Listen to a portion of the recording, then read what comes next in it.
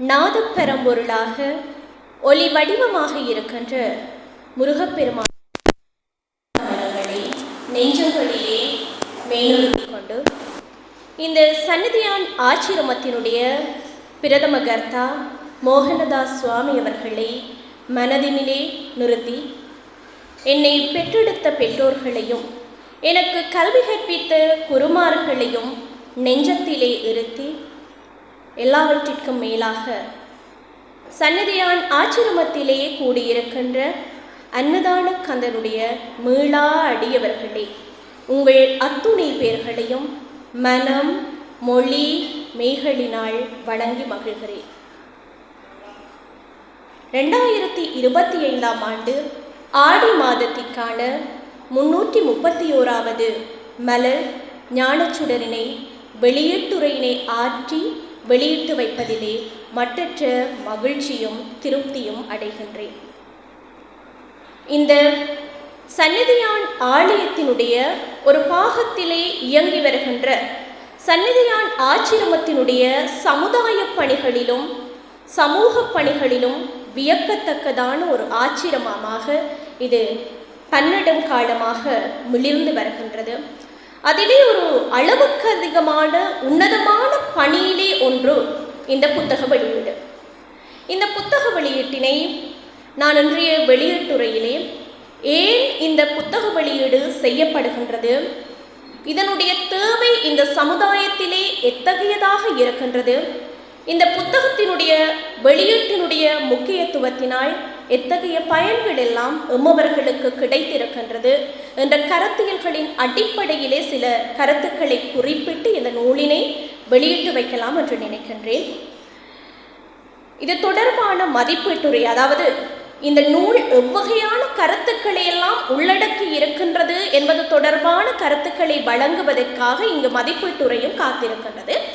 ஆகவே இந்த ஞானச்சுடர் என்ற இந்த பெயரினை எடுத்துக்கொண்டால் ஏன் இது பொருத்தமாக இருக்கின்றது, சுடராக ஒவ்வொரு வருடமும் 12 மாதங்களிலே வெளியிடப்பட்டு வருகின்றனவே என்ற கேள்விகள் எங்களுக்கு இருந்தால் இது எவ்வளவு இலகுவான பணியாக இருக்கிறதா அல்லது கடினமான பணியா என்று சொன்னால் எங்களுக்கு தெரியும்.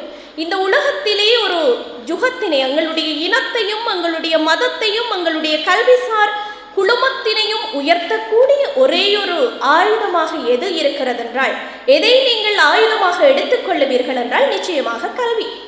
ஆக இந்த கல்வியினை வளப்படுத்தக்கூடிய ஒரு மிடுக்கான ஆயுதத்திலே புத்தகங்கள் அடங்கிவிடுகின்றன. அப்படியான புத்தகமாக இந்த ஞானச்சுடரானது மிளிர்ந்து வருகின்றது என்பது உண்மையான ஆழமான கருத்தாக இருக்கிறது. ஆக ஞானச்சுடர் என்பதை பிரிக்கிற பொழுது ஞானம் சுடராக பிரிகிறது. ஞானம் என்கிற பொழுது அறிவு. இந்த அறிவு எப்படியான ஞானமாக இருக்கிறது என்று சொன்னால், நாங்கள் இந்த உலகத்திலே பிறந்து விடுகின்றோம்.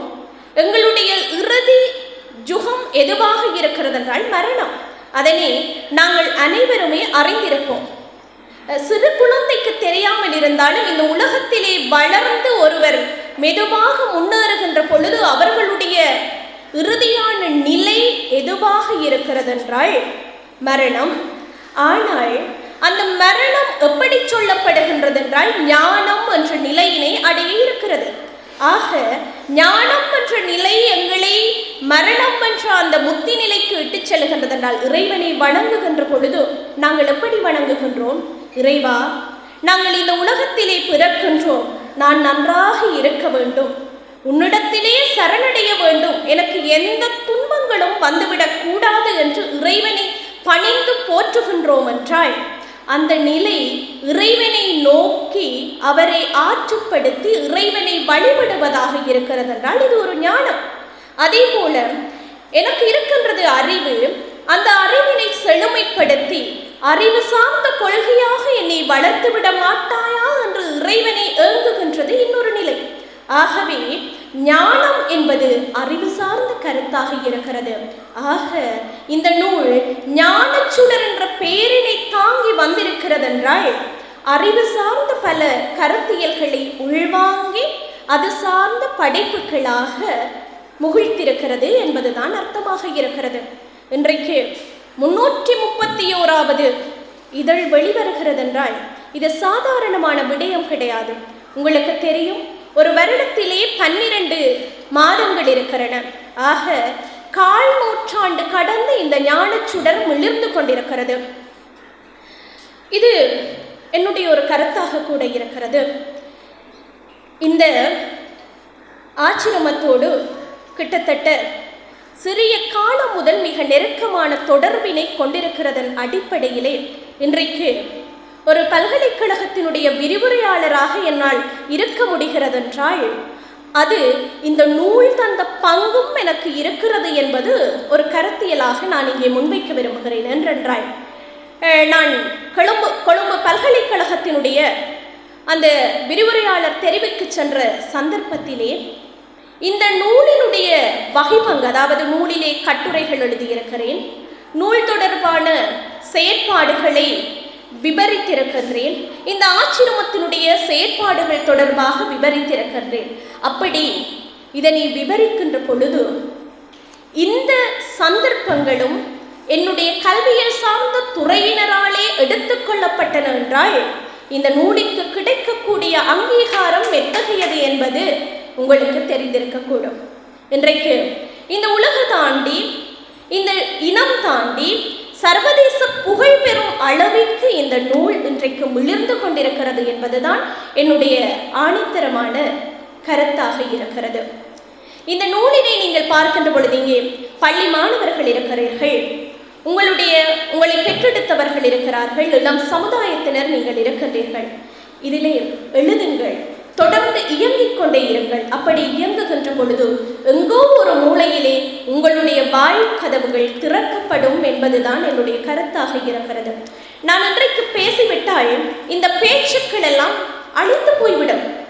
ஆனால் எழுத எழுத அழியாத பொக்கிஷமாக எப்பொழுதுமே இருப்பது எழுத்துக்கள் தான். உங்களுக்கு தெரியும், வரலாறுகள் கடந்தும் எங்களுடைய இனத்துவம் சார்ந்த, எங்களுடைய சமயம் சார்ந்த, எங்களுடைய விழுமயம் சார்ந்த கருத்தியல்களை நாங்கள் இன்றும் பேசிக்கொண்டிருக்கிறோம் என்றால் அதற்கான காரணம் அந்த எழுதி வைத்தவர்களுடைய பொக்கிஷங்கள் தான். இன்றைக்கு நாங்கள் சொல்லுகின்றோம், எங்களுடைய தமிழ் 5000 ஆண்டுகளுக்கு மேற்பட்டும் மிளிர்ந்து வளர்ந்து கொண்டிருக்கிறது. சிந்துவெளி காலத்திலே இருந்து எங்களுடைய சமயத்தினுடைய அடித்தளம் இருக்கிறது என்றால் எதை வைத்து ஊகிக்கின்றோம்? அங்கே முத்திரைகள் பதிக்கப்பட்டிருக்கின்றன. ஆரம்ப காலத்திலே பிராமி எழுத்துக்களிலே எழுதப்பட்டிருக்கின்றன. இன்றைக்கு இருக்கின்ற எழுத்துக்கள் அங்கே இல்லாமல் இருந்திருக்கலாம். பிராமி என்பது ஆரம்ப காலத்திலே கிடைத்த ஒரு வட்ட வடிவமாக இயங்கப்பட்ட ஒரு வடிவம்.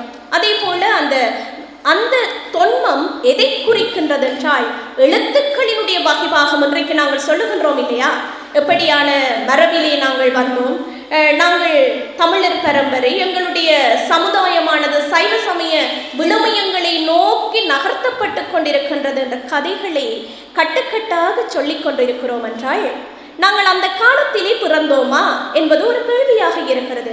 இல்லை, ஆனால் யாரோ எழுதி வைத்த முத்திரைகளும் யாரோ பொதித்து வைத்த அந்த கருத்துக்களும் இன்றைக்கு வாழ்ந்து கொண்டிருக்கிறது என்றால் அதுதான் எழுத்து. ஆகவே பேச்சுக்கும் கருத்துக்கும் இல்லாத முக்கியத்துவம் எழுத்துக்கு இருக்கிறது. ஆகவே ஞானச்சுடரிலே வருகின்ற அவ்வளவு கருத்துக்களும் ஞானம்தான். ஞானம் என்பதற்கு முருகப்பெருமானுடைய அருட்கடாட்சியம் என்றும் ஒரு பொருள். அதனால்தான் ஞான பண்டிதா என்று முருகனை சொல்லுகின்ற மரபு இருக்கிறது. அதாவது இந்த புத்தகத்தினுடைய முகப்பிலேயே முருகப்பெருமானை அப்படியே இருத்திவிட்டு வேலினை வாசகமாக, அதாவது வேலினை உருவமாக வைத்து இந்த நூலினை பார்க்கின்ற பொழுது ஒவ்வொரு தடவைகளும் இந்த நூல் என்னுடைய கைகளிலே தவழுகின்ற பொழுது இதை பார்த்தால் ஏதோ ஒரு பூரிப்பு வரும். ஏனென்று சொன்னால் முருகனுக்கும் அந்த தமிழுக்கும் முருகனுக்கும் எங்களுடைய மரபுக்கும் இருக்கின்ற அந்த தனித்துவம் பரந்துபட்டது. அதைத்தான் அவை சொல்லுவாய், சொல்லாத காவியனாக நம்மை வாழ வைத்தவன் எங்களுடைய முருகன் என்று.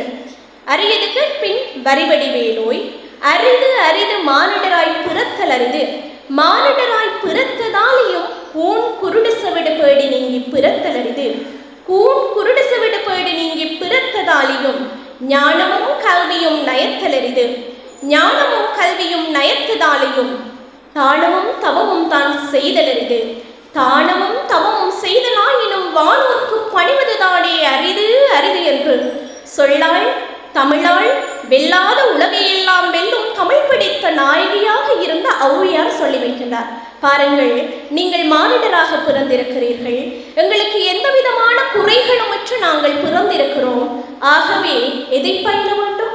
கல்வியினை பயில வேண்டும். அப்படி கல்வியினை நீங்கள் பயிலுகின்ற பொழுது தானமும் தவமும் செய்தற்கு அரிது, தானங்களையும் தவங்களையும் செய்கின்ற அந்த அரிய சேவையினை செய்ய வேண்டும். அப்படி செய்தீர்கள் என்றால் வானோர்களை பணிவது தானே அரிது அரிது என்று சொல்லுகின்றார். அப்படி செய்தால் வானதூதவர்களையும் தேவர்களாகவும் இருக்கக்கூடிய இறைவர்களில் பணிய வேண்டியது உங்களுடைய கடமை என்று சொல்லுகின்றார்.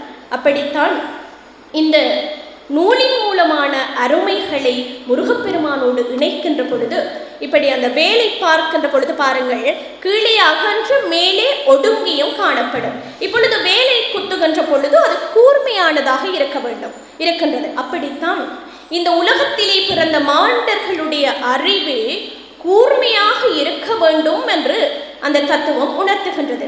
எப்படி அந்த வேளானது பரந்து விரிந்து காணப்படுகின்றதோ அதே போல பரந்ததாகவும் விரிந்ததாகவும் உங்களுடைய அறிவானது மட்டுப்படுத்தப்படாமல் இருக்க வேண்டும் என்று அந்த கருத்தியல் உங்களுக்கு சொல்லியிருக்கின்றது. இப்பொழுது உங்களுக்கு தெரியும், தமிழிலே 247 எழுத்துக்கள் இருக்கின்றன. 18 மெய்யெழுத்துக்களும் 12 உயிரெழுத்துக்களும் இருக்கின்றன. ஆகவே இப்பொழுது சிந்தித்து பாருங்கள், முருகப்பெருமானுக்கு எத்தனுடைய கண்கள் இருக்கின்றன? 12 கண்கள் இருக்கின்றன என்றால் அந்த 12 கண்களும் அந்த உயிரெழுத்துக்களை குறித்து நிற்கின்றன. மெய்யெழுத்துக்கள் 18 இருக்கின்றன என்றால் முருகனுக்கு எத்தனை கரங்கள் இருக்கின்றன? 12 கரங்கள் இருக்கின்றன. அவருக்கு இருக்கின்ற முகங்களை பார்த்தால் 6 முகங்கள். ஆகவே 12ஐயும் 6ஐயும் கூட்டுகின்ற பொழுது 18 வருகின்றது. அப்படித்தான் மெய்யெழுத்துக்கள் வந்திருக்கின்றன என்று ஆரம்ப காலத்திலே இருந்த ஆய்வாளர்கள் சொல்லிக் கொள்வார்கள். ஆகவே இதுதான் தமிழினுடைய பெருமையினை எங்களுடைய இறைவன் சுட்டிச் செல்லுகின்றான் என்றால் அதனுடைய பெருமையினை அறியும் முகமாக இந்த புத்தகத்தினுடைய முகப்பிலே இட்டுகின்ற ஞான வடிவோனாக இருக்கின்ற இறைவனுடைய அந்த உருவமும் வேலினையும் இட்டது சால பொருத்தமாக காணப்படுகின்றது. ஆகவே இந்த சமுதாயத்திற்கும் இந்த உலகத்திற்கும் நான் சொல்ல விரும்புகின்ற கருத்தியல் எதுவாக இருக்கிறதென்றால், தொடர்ந்து நீங்கள் எழுதுகின்ற பொழுது உங்களுடைய ஆளுமைகள் விருத்தியடையும். ஆளுமை விருத்தியின் அடிப்படையிலே உங்களுடைய கொள்கைகளும் கோட்பாடுகளும் கொண்டு செல்லப்படக்கூடியதாக இருக்கும் என்பது என்னுடைய கருத்தாக இருக்கின்றது. இந்த சன்னதியான் ஆச்சிரமத்தினுடைய மிக வலுவாக்கப்பட்ட ஒரு கருத்தியலாகத்தான் இது இருக்கிறது என்று நான் சொல்லுகின்றேன். ஏனென்றால் ஒரு காலத்திலே ஆபிரகாம் லிங்கனும் அப்துல் கலாமும் புத்தகத்தை பற்றி சொல்லுகின்ற பொழுது அல்லது வாசிப்பை பற்றி சொல்லுகின்ற பொழுது அவர்கள் சொல்லுகின்றார்கள், நீ எழுதிக்கொண்டே இரு, இந்த சமுதாயம் உன்னை பற்றி பேசும் என்று சொல்லி. நீ எழுதுகின்ற பொழுது அந்த எழுத்துக்களிலே இருக்கின்ற வலிமைகள் உன்னுடைய கருத்தியலை பற்றி காலம் தோறும் பேசிக்கொண்டிருக்கின்றன. இன்றைக்கு ஆபிரகாம் லிங்கனும் அப்துல் கலாமும் மறைந்து விட்டார்கள். ஆனால் அவர்களுடைய பெயர்களை இங்கே உறக்கச் சொல்லுகின்றோம் என்றால் அதற்கு காரணம் அவர்களுடைய எழுதுகையாக இருக்கின்றது. இன்னொரு பணி இந்த இடத்திலே நடக்க வேண்டும் என்று நினைக்கின்றேன். இங்கே பள்ளி மாணவர்கள் இருக்கிறபடியால் நீங்கள் பல்கலைக்கழக வாய்ப்புகளை எதிர்காலத்திலே பெற்றுவிட்டால் உங்களுக்கு தெரியும், பல்கலைக்கழகத்திலே ஆய்வினை செய்ய வேண்டிய தேவை இருக்கிறது. அப்படி செய்கின்ற பொழுது இந்த நூலினை தொடர்பாக நீங்கள் ஆய்வினை செய்ய முடியும். என்னவென்றால், ஞானச்சுடனுடைய ஆண்டு எப்படி இருந்திருக்கிறது, எந்த காலத்திலே இருந்து இது வெளிவந்திருக்கின்றது, இதன் சொற்பொருள், இதனுடைய கருத்திருக்கின்ற கருத்தாளம், யார் யார் இந்த கட்டுரைகளை எழுதியிருக்கின்றார்கள், 1/4 நூற்றாண்டு கடந்தும் இன்றைக்கு மிடுக்கோடு இது மிளிர்ந்திருக்கின்றது என்று சொன்னால் அதற்கான காரணத்தை நீங்கள் ஆராய்கின்ற பொழுது அது ஒரு தரமான ஆய்வாக இருக்கும். ஆகவே ஆய்வுக்கு எடுத்துக்கொள்ளப்படுகின்ற தரவுகளும் இதிலே அடங்கி இருக்கின்றன. இன்றைக்கு பல வருடங்களாக இந்த நூலினை வாசிக்கின்ற ஒரு வாசகராக நான் இருக்கின்றேன். ஒவ்வொரு எழுத்துக்களிலுமே நீங்கள் இந்த எழுத்துக்களை பார்க்கின்ற பொழுது இதிலே பிழைகளை கூட நான் பார்ப்பேன். ஏதாவது எழுத்து பிழையை கண்டுபிடித்து விட முடியுமா என்று நான் ஆழமாக பார்க்கின்ற பொழுது அந்த எழுத்துப்பிழைகளை கூட இதிலே காண முடியாத அளவுக்கு அவ்வளவு தரமான ஒரு எழுத்து ஓட்டம் இதிலே இருக்கும். அதற்கான காரணம், இதனை அச்சு பதிப்பவர்களும் அச்சு செய்பவர்களும் எவ்வளவு உள்வாங்கி இந்த நூலினை பதிப்பிக்க வேண்டும் என்ற பெருமதியை இந்த உலகத்திலே அதாவது இந்த உலகத்திலே இந்த நூலும் சர்வதேச ரீதியிலே பேச வேண்டும் என்ற அந்த அங்கீகாரத்தினை பெற்றுக்கொள்ள வேண்டும் என்ற அடிப்படையிலே அவர்கள் திகழ்வதனால் தான் நாங்கள் சொல்லிவிட முடியும், இந்த காரியத்தை நாங்கள் இலகுவாக செய்ய முடியும். இந்த விஷயத்தை தான் நான் 2 நாளில் செய்து முடித்து விடுவேன் என்று வள்ளுவன் சொன்னான். சொல்லுதல் யாருக்கும் எளியது, ஆனால் அப்படி சொல்லியபடி செய்ததுதான் கடியது. அதாவது சொல்லல்வலன் சோர்விலன் நஞ்சான் அவனே இகழ்வெல்லில் யாருக்கும் அரிது. அதாவது சொல்லிலே இருக்கக்கூடிய கருத்துக்களை கொண்டு இந்த விடயத்தினை நான் செய்ய வேண்டும் என்ற அந்த வினைத்திட்பம் மன உறுதி இருந்தால் அதனை செய்ய முடியும். ஆனால் அப்படி சொல்லுகின்ற பொழுது 100 பேர் கூறுவார்கள், சொல்லி அதனை சரியாக செய்து முடிப்போம் என்று போகின்ற பொழுது 20 பேர் கைகூடுவார்கள்.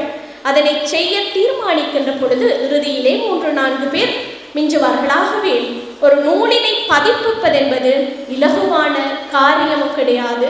அதிலும் ஒவ்வொரு மாதமும் 12 மாதமும் இந்த நூல்களை அச்சுப்பதிப்பது என்பது இலகுவான காரியம் கிடையாது. ஏனென்று சொன்னால் கட்டுரைகளை நாங்கள் இப்பொழுது பார்க்கின்றோம், கைகளிலே தவழ்கின்றது. ஆனால் இந்த குழுவினருடைய பங்களிப்பு பின்னாலே இருக்கின்றது. தட்டச்சு செய்ய வேண்டும், கட்டுரைகளை சரியாக தேர்ந்தெடுக்க வேண்டும், தேர்ந்தெடுத்த கட்டுரைகளிலே பிழை திருத்தங்களை செய்ய வேண்டும், முன்னுக்கு பின் முரணான இருக்கின்ற விடயங்களை சீர்திருத்தம் செய்ய வேண்டும். அப்படி செய்த விடயங்களை எதை போடுவதென்று ஒழுங்குபடுத்துதல் வேண்டும். அதனோடு கூடவே விடயத்தானங்களை சரியான விதத்திலே உள்வாங்கப்படுகின்ற அந்த முறைமைகளை உள்ளடக்க வேண்டும். அதை தாண்டி அச்சுப்பதிப்பதற்கான தட்டச்சுக்களை செய்வதற்கான இலத்திரனிய சார்ந்த வேலைகளையும் செய்ய வேண்டும். இப்படி ஒரு ஒருங்கமைத்த ஒரு தூண்களினான வேலையினை இந்த நிர்வாகம் செய்து கொண்டிருக்கிறது என்றால், அதுவும் வெறுமனவே இந்த புத்தகத்தினை வெளியிடுவதுதான் இதனுடைய கருத்தியலாக இருக்கிறது என்று சொன்னால் அது வேறு விடயம்.